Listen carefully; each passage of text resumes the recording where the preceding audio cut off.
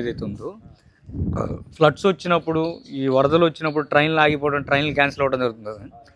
దానికి ఆల్టర్నేట్గా తీసుకొచ్చిందే ఈ railway line, Nadikudi Srikalahasti railway line అంటారు ఇది. సో నడికుడి అంటే మీకు పిడుగురాళ్ళ దగ్గర స్టార్ట్ అవుతుంది. పిడుగురాళ్ళలో ఆల్రెడీ రైల్వే స్టేషన్ ఉంది. అది కాకుండా కొత్త రైల్వే స్టేషన్ ఒకటి కట్టారు, న్యూ పిడుగురాళ్ళ రైల్వే స్టేషన్ అంటారు. అది అక్కడ నుంచి మొదలయ్యి శ్యామలాపురం నుంచి దర్శి తర్వాత కనిగిరి తర్వాత పొదిలి, పామూరు మీదుగా శ్రీకాళహస్తి వరకు వెళ్తుంది ఈ లైన్. సో రేపు హైదరాబాద్ నుంచి వచ్చేవాళ్ళకన్నా, విజయవాడ నుంచి వచ్చేవాళ్ళకన్నా ఇది షార్ట్ కట్ అనమాట. ఇలా తిరిగి వచ్చే లైన్ని ఇలా తీసుకొచ్చారు. సో మనం ఇప్పుడు ఎక్కడి నుంచి అని, ఇప్పుడు నా దగ్గర వైజాగ్ నుంచి, రాజమండ్రి నుంచి, కడప నుంచి, ఎక్కడో చెన్నై నుంచి, బెంగళూరు నుంచి ఎందుకు వచ్చి కొంటున్నారు అంటే ఇక్కడ ట్రాన్స్పోర్ట్ అవైలబుల్గా ఉంది. ఇప్పుడు అంతకుముందు లేదు. ప్రకాశం జిల్లాలో గతంలో ఏంటంటే 2 లక్షలకి 3 లక్షలకి ఎకరం పొలాలు దొరికాయి. ఎప్పుడైతే ఈ ట్రాన్స్పోర్టేషన్ రావడము, ఈ డెవలప్మెంట్స్ రావడం మొదలైన తర్వాత ఆటోమేటిక్గా రేట్లు పెరిగిపోయినాయి. ఈరోజు ప్రకాశం జిల్లాలో ఎక్కడికి వెళ్ళినా సరే 15 లక్షలు తక్కువ ఎకరం పొలం దొరకట్లా. సో అలాంటి ప్లేస్లో బాగా డెవలప్మెంట్లు అవ్వడానికి అవకాశం ఉన్న ఏరియా. సో ఏ ప్రాంతమైనా డెవలప్మెంట్ అవ్వడానికి కావాల్సిన 4 మార్గాలండి. మనకున్నాయి 4 మార్గాలు: రోడ్డు మార్గాలు, రైలు మార్గాలు, జల మార్గాలు, వాయు మార్గాలు. ఇంతకుమించి ఏమీ లేవు. ఇవి 4 ఉండి డెవలప్మెంట్ అవ్వడానికి కొన్ని వేల ఎకరాల గవర్నమెంట్ ల్యాండ్స్ ఉన్నప్పుడు ఆ ప్రాంతం ఎందుకు డెవలప్మెంట్ అవ్వదు? ఫస్ట్ థింగ్ ఏంటంటే మనం వచ్చింది NH-16 మనకు అందుబాటులో ఉంది, గుంటూరు శ్రీశైలం హైవే అందుబాటులో ఉంది. రోడ్డు మార్గాలకు వస్తే, రైలు మార్గాలకు వస్తే ఇక్కడ నుంచి 30 కిలోమీటర్స్ బిలో ఏదైతే దర్శి టు వినుకొండ ఏదైతే ఉందో 2 మేజర్ నగరాలు, మేజర్ నియోజకవర్గాలు. ఈ 2 నియోజకవర్గాలకు మధ్యలో 4 రైల్వే స్టేషన్స్ ఉన్నాయి. దర్శి రైల్వే స్టేషన్ ఉంది, కురిచేడు రైల్వే స్టేషన్ ఉంది, దొనకొండ రైల్వే స్టేషన్ ఉంది, వినుకొండ రైల్వే స్టేషన్ ఉంది. 4 రైల్వే స్టేషన్స్ ఉన్నాయి. ఇక జలమార్గం తీసుకుంటే ఇక్కడ నుంచి రామాయపట్నం పోర్ట్ ఏదైతే ఉందో కొత్తగా కన్స్ట్రక్షన్ జరుగుతుంది, రామాయపట్నం పోర్ట్, అది మనకి 70 కిలోమీటర్స్లో ఉంది. ఇక వాయు మార్గాలు, ఇక్కడ నుంచి 15 కిలోమీటర్ల ఎయిర్పోర్ట్ ఉందని ఎవరికైనా తెలుసా? 15 కిలోమీటర్ల ఎయిర్పోర్ట్ ఉంది ఇక్కడ. సో బ్రిటిష్ కాలంలో ఎప్పుడైతే మన భారత్ అంటే విడిపోకము స్వతంత్రం రాకముందు బ్రిటిష్ కాలంలో ఆ ఎయిర్పోర్ట్ని వాళ్ళు డెవలప్ చేశారు. సో యుద్ధ విమానాలకి ఆయిల్ సప్లై చేసుకోవడానికి వాటికి వాడుకున్నారు. ఆ తర్వాత అది క్రమేణా మూతపడిపోయింది. ఇప్పుడు అది సెంట్రల్ గవర్నమెంట్ ఆధీనంలో ఉంది. మన ఏవియేషన్ మినిస్టర్ ఎవరండి? రామ్మోహన్ నాయుడు. సో రామ్మోహన్ నాయుడు గారు రీసెంట్గా ఏంటంటే ప్రకాశం జిల్లాల్లో కూడా ఎయిర్పోర్ట్ని డెవలప్ చేయాలి, ఎయిర్పోర్ట్ అనేది ఉండాలి. ఎందుకు ఇక్కడ ఎయిర్పోర్ట్ని చేయాలనుకుంటున్నారంటే ఏదైతే మన దొనకొండ చుట్టుపక్కల ఉన్న గవర్నమెంట్ ల్యాండ్స్ ఏవైతే ఉన్నాయో ఈ గవర్నమెంట్ ల్యాండ్స్ అన్నింటినీ కూడా ఇండస్ట్రీస్కి ఫ్రీగా ఇవ్వబోతున్నారు. చాలా ఇండస్ట్రీస్ వస్తున్నాయి. ఎప్పుడో ప్రపోజల్ పెట్టారు, ఇప్పుడు కాదు, లాస్ట్ గవర్నమెంట్లోనే ప్రపోజల్ పెట్టారు, కానీ ఇండస్ట్రీస్ రాలా. ఎందుకు రాలేదంటే ప్రకాశం జిల్లాలో వెనకబడిపోవడానికి కారణం ఏంటి అని అంటే ప్రకాశం జిల్లాలో వాటర్ ఉండదు. Water major problem. ఈ వాటర్ ప్రాబ్లమ్ని సాల్వ్ చేయడం కోసం దాదాపుగా 20 సంవత్సరాలుగా కన్స్ట్రక్షన్ జరుగుతున్న పోలవరం తర్వాత అతి భారీ ప్రాజెక్టు వెలుగొండ ప్రాజెక్టు. సాగర్ జలాలను అంతా ఒక దగ్గర స్టోర్ చేసి ప్రకాశం జిల్లాలని, రాయలసీమ జిల్లాలని సస్యశ్యామలం చేయాలని 20 ఇయర్స్గా వర్క్ జరుగుతూనే ఉంది. సో ఆల్మోస్ట్ 3 స్టేజెస్లో కంప్లీట్ అయ్యి 4th స్టేజ్కి వచ్చేసింది ఇప్పుడు. సో ఒక 2-3 ఇయర్స్లో కనుక వెలుగొండ ప్రాజెక్ట్ కంప్లీట్ అయితే ప్రకాశం జిల్లాలకు వాటర్ వస్తుంది. వాటర్ వస్తే ఇండస్ట్రీస్ వస్తాయి. ఇండస్ట్రీస్కి కావాల్సిన రోడ్ ట్రాన్స్పోర్ట్లన్నీ ఆల్రెడీ రెడీగా అందుబాటులో ఉన్నాయి. సో ఇండస్ట్రీస్ వస్తే డెవలప్మెంట్ అవుతుంది, డెవలప్మెంట్ వస్తే ఎంప్లాయ్మెంట్ వస్తే ఆటోమేటిక్గా రేట్లు పెరుగుతాయి. రెండోది ఏంటంటే మనం ఈరోజు 100 గజాలు ₹1,00,000 అనే సబ్జెక్ట్ తీసుకొని వచ్చి జస్ట్ 6 మంత్సే, మనం దాదాపుగా 10 ఇయర్స్ నుంచి నేను ఇండస్ట్రీలో ఉన్నాను. విజయవాడ దగ్గరలో 100 గజాలు 30,000కి కూడా అమ్మాను నేను. సో అప్పట్లో ఏంటంటే మా ఏజెంట్లు మీ దాకా రాలేదు కాబట్టి మీకు తెలియదు. ఇప్పుడు ఏంటంటే సోషల్ మీడియాలోకి వచ్చాము, అందరి చేతిలో ఫోన్లు ఉన్నాయి కాబట్టి అందరికీ తెలుస్తుంది. కాబట్టి నేను ఎప్పుడైతే సామాన్య మధ్యతరగతి వాళ్ళందరికీ కూడా ఒక 100 గజాల భూమిని తక్కువ రేట్లు ఇవ్వాలని ఒక సబ్జెక్ట్ తీసుకొచ్చాను. ఆ తర్వాత చాలా కంపెనీస్ వచ్చినాయి. ఈరోజు చూడండి, మన సైట్కి వెళ్తే మన సైట్ పక్కన 3 వెంచర్లు ఓపెన్ అవుతున్నాయి ఈరోజు. మనతో పాటు మనకు పెట్టిన బస్సులే వాళ్ళకి పెట్టారు, ఆ కంపెనీ వాళ్ళే పెట్టారు. సో అంటే ఈ ఏరియాలో వెంచర్లు వస్తున్నాయంటే ఏంటి అర్థం? కస్టమర్లు వస్తున్నారంటే ఏంటి అర్థం? రేట్లు పెరుగుతున్నాయని, జనాలు వస్తున్నారని. సో ఈరోజు 100 గజాలు ₹1,00,000 అందుబాటులో ఉంది. దట్టు ఏంటంటే మనం వెళ్ళే దర్శి ప్రాజెక్ట్ ఏదైతే ఉందో అది మేము 3.5 ఇయర్స్ బ్యాక్ వేసిన వెంచర్.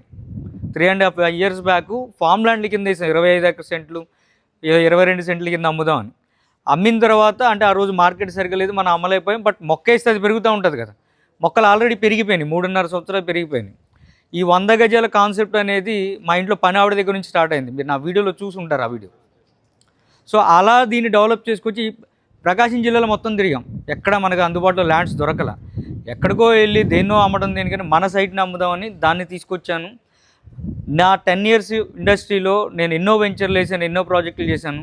కానీ ప్రకాశం జిల్లా దర్శి తానం చింతల సైటు నాకు తల్లి లాంటిది. ఎందుకంటే నేను పెద్ద పెద్ద వాళ్ళకి ఎన్నో ప్లాట్లు అమ్మా, ₹1,00,00,000 ప్రాపర్టీలు అమ్మా, ఎన్నో ప్రాపర్టీలు అమ్మా. అప్పుడు రాని ఆనందం ఈ బ్రదర్ బెంగళూరు నుంచి వచ్చారు, ఒక 100 గజాల భూమిని కొనుక్కున్నాను. వైజాగ్ నుంచి వచ్చారు ఆ సార్ వాళ్ళు, కాకినాడ నుంచి ఎవరు వచ్చారు, రాజమండ్రి నుంచి ఎవరు వచ్చారు సార్? మీరు రాజమండ్రి నుంచి, తణుకు నుంచి, రాజమండ్రి, ఎక్కడెక్కడి నుంచో వస్తున్నారు. ఎందుకు వస్తున్నారు అని అంటే నేనేం చెప్తాను అని అంటే, ఇల్లు కట్టుకోవాలంటే మన ఊరి పక్కన, మన ఇంటి పక్కన, చుట్టాల ఇంటి పక్కన కొనుక్కోవాలి. ఇన్వెస్ట్మెంట్ చేస్తున్నాం, పెట్టుబడి పెడుతున్నాం. ఎక్కడ పెట్టుబడి పెడుతున్నాం? బాగా డెవలప్మెంట్ అవ్వడానికి అవకాశం ఉన్న దగ్గర, మనకి దూరంగా ఉన్న దగ్గర వెళ్ళి మన బడ్జెట్లో ఇన్వెస్ట్ చేస్తున్నాం. ఒక 10 ఏళ్ళు పోయిన తర్వాత రేటు పెరిగితే పెరగవా? ఇక్కడ ఉన్నోళ్ళు ఎవరికైనా సరే ₹1,00,000 ఇస్తాను సార్, 10 ఏళ్ల క్రితం మా ఊర్లో ఇంతే రేటు ఉంది, ఇప్పుడు అదే రేటు ఉందా అన్నది చెప్పేది ఎవరుందా? అలాంటి పొలం మీద ఉంటే చెప్పండి, ₹1,00,000 ఇస్తా. 10 ఏళ్ల క్రితం మన ఊర్లో రేట్ ఎంత ఉంది, ఇప్పుడు రేట్ ఎంత ఉంది? డబుల్ అయ్యింది. 20 ఏళ్ల క్రితం తీసుకోండి, 20 ఏళ్ల క్రితం మీ ఊరు పక్కన, మీ చుట్టుపక్కల రేట్ ఎంత ఉంది, ఇప్పుడు ఎంత ఉంది? 100 రెట్లు పెరిగి ఉంటుంది. మీరు ఎక్కడైనా ప్లాన్ చేయండి, మీ ఊరి పక్కన మీరే అనాల్సి. ఇక్కడ నుంచి మన సైట్కి వెళ్ళేలోపు జస్ట్ ఒక్కసారి ఆలోచించండి, బుర్రకు పొదున పెట్టండి. 20 సంవత్సరాల క్రితం మీ నాన్నగారు ఉన్న ఏరియాలో కానీ, మీ తాతగారు ఉన్న ఏరియాలో కానీ ల్యాండ్ రేట్ ఉంది, 20 సంవత్సరాల తర్వాత అది 100 రెట్లు పెరిగిందా లేదా? ఈ భూమి మీద ఎక్కడైనా సరే ల్యాండ్ కొనండి, 20 years వెయిట్ చేయండి, 100 times పెరుగుద్ది, గ్యారంటీ. ఇంకోటి ఏంటంటే, మా దగ్గర నేను నా 10 ఏళ్ళ నుంచి ఇస్తాను, బైబ్యాక్ ఛాలెంజ్ అని ఒకటి ఇస్తా. నా దగ్గర వెంచర్లో నా దగ్గర ప్లాట్ కొనుక్కొని 5 ఏళ్ల తర్వాత వచ్చి, రఘు గారు మీ దగ్గర ప్లాట్ కొన్నాను పలానా రోజు రేటు పెరగలేదు అని అంటే డబల్ ఇస్తా. 1,00,000కి 2,00,000 ఇస్తాను నేను ఆ ప్లాట్ తీసుకొని. అదే బ్యాంకులో ఫిక్స్డ్ డిపాజిట్ అయితే 1,00,000 2,00,000 అవ్వడానికి 10 ఏళ్ళు పడుతుంది. ఇక్కడ మీరు 1,00,000 కట్టంగానే మీ పేరు మీద ల్యాండ్ రిజిస్ట్రేషన్ చేస్తున్నాను, వెయిట్ చేయమంటున్నా. ఒకవేళ నాకు బాగా ఆపద, ఇబ్బంది, ఎందుకంటే మనంతా మిడిల్ క్లాస్ వాళ్ళు, ఇప్పుడు ఆ ₹1,00,000 కట్టడం అంటే మనం ఇంట్లోకి వెళ్ళి బీరోలో పట్టుకొచ్చేలా. ఓ చిట్టి డబ్బులు పెట్టిన తల్లి ఉంది, ఒక బంగారం తాకట్టు పెట్టుకున్న బ్రదర్ ఉన్నాడు, అప్పు చేసుకున్న వాళ్ళు ఉన్నారు, అప్పు చేసుకున్న వాళ్ళు ఉన్నారు. ఎందుకోసం కొంటున్నాము? భూమి కొనేటప్పుడు అప్పు చేయొచ్చు, అప్పు చేసి భూమి కొనవచ్చు, కానీ అప్పు చేసి ఇల్లు కొనకూడదు. అప్పు చేసి ఇల్లు కొనకూడదు, అప్పు చేసి భూమి కొనవచ్చు. అప్పు తీరేలోపు మీరు కొన్న భూమి 2-3 రెట్లు పెరుగుంటుంది. సో అందుకని ఆ బడ్జెట్లో ఇవ్వడానికి రీజన్ ఏంటంటే అదే. ఎందుకంటే మనందరూ ఇప్పుడు నేను వెంచర్ వేసి ఇంతమందికి అమ్ముతున్నాను కదా, 90% ఇప్పుడు మాకంటూ 100 గజాల భూమి లేని వాళ్ళే. మాకంటూ 100 గజాల భూమి లేదంటే 10 ఏళ్ళ తర్వాత 20 ఏళ్ళ తర్వాత పెరిగాక అమ్ముకుంటాం, పిల్లలకు భవిష్యత్తు ఉంటుంది. మనం సంపాదించిన సంపాదన, మన కష్టార్జితం మన పిల్లలకి భవిష్యత్తుగా మారుతుంది, సంపదగా మారుతుంది. ల్యాండ్ మీద ఇన్వెస్ట్మెంట్ చేసేటప్పుడు ఎప్పుడు ఆలోచించకూడదు, క్లారిటీ ఉందా, డాక్యుమెంట్ క్లియర్గా ఉందా లేదా కనుక్కోవాలి. కానీ చాలామంది చేసే తప్పు ఈ మధ్య, ఇప్పుడు నేను ఒక 80 ప్లాట్లు తీసేసాను అన్నాను కదమ్మా, కొంతమంది డబ్బులు లేక అనుకున్న డబ్బులు రాక వెనక తీసుకున్నారు, కొంతమంది పక్కనోళ్ళ మాట విని వెనక తీసుకున్నారు. పక్కనోడు ఏం చెప్పాడు, అంత దూరం ఎందుకు? ప్రకాశం జిల్లా 170 కిలోమీటర్లు ఎందుకు అన్నాడు. ఇప్పుడు 170 కిలోమీటర్లు ఎంతసేపులో రావాలి సార్? 20 ఏళ్ల క్రితం అంటే సైకిల్ దొక్కు వచ్చేవాళ్ళం, మన ఎడ్ల బండి మీద వచ్చేవాళ్ళం, ఆటోలు వచ్చేవాళ్ళం. వాళ్ళు ఎంత మారిపోయింది ప్రపంచం. రేపు పొద్దున ఒక 4 ఏళ్ల తర్వాత ఇక్కడ ఎయిర్పోర్ట్ పడితే ఆ బెదర్ బెంగళూరు నుంచి ఒక గంటలో దిగుతాడు, ఇక్కడ ఫ్లైట్లో, సైట్కి వెళ్ళి చూసుకుంటాడు. లేదు ఇక్కడ రైల్వే స్టేషన్ పడితే ట్రైన్ ఎక్కుతాం విజయవాడలో, ఇక్కడ ₹90 టికెట్ తీసుకొని ఇక్కడ దిగుతాం, ₹20 ఇస్తే ఆటోలో వెళ్తాం. ఏం దూరం? సినిమాకి వెళ్ళి వచ్చే టైంలో ఫ్లాట్ చూసుకొని రావచ్చు, అవునా కదా?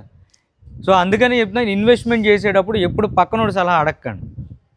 ఏం తెలుసు వాళ్ళకి, రేపు పొద్దున కష్టం వస్తే. రీసెంట్గా నాకు జరిగిన ఈ సంఘటన చెబుతాం. మన కస్టమర్ పేరే, ఆయన పేరు చెప్పను, గ్రూప్లో ఉన్నాడు. ఆయన నా దగ్గర 10,000 కట్టాడు, ప్లాట్ తీసుకున్నాడు. వాళ్ళ ఫ్యామిలీ వచ్చారు, చూసారు, నచ్చింది, తీసుకున్నారు. ఇంటికి వెళ్ళిన తర్వాత వాళ్ళ తెలిసిన ఏజెంట్ ఆవిడ, అక్కడ అంత రేటు ఉండదు, అక్కడ చాలా తక్కువ రేటు, మీరు 1,00,000 పెట్టారంటే చాలా ఎక్కువ అని ఏదో మొత్తానికి చెప్పాడు. వీళ్ళు పాపం ఆలోచించుకోలేక నా దగ్గరికి వచ్చారు. అమ్మ ఏంటంటే మాకు డబ్బులు అందట్లేదని చెప్పారు. సరే కదా, నేను లైట్ తీసుకున్నా, డబ్బులు అందలేదు. 10,000 వెనక్కి ఇచ్చేసా, 10,000 వెనక్కి ఇచ్చేసా, తీసుకుని వెళ్ళిపోయారు. కానీ నా ఛానల్ ఫాలో అవుతున్నారు కదా, కరెక్ట్గా 2 నెలల తర్వాత 15 రోజుల క్రితం నా దగ్గరికి వచ్చారు.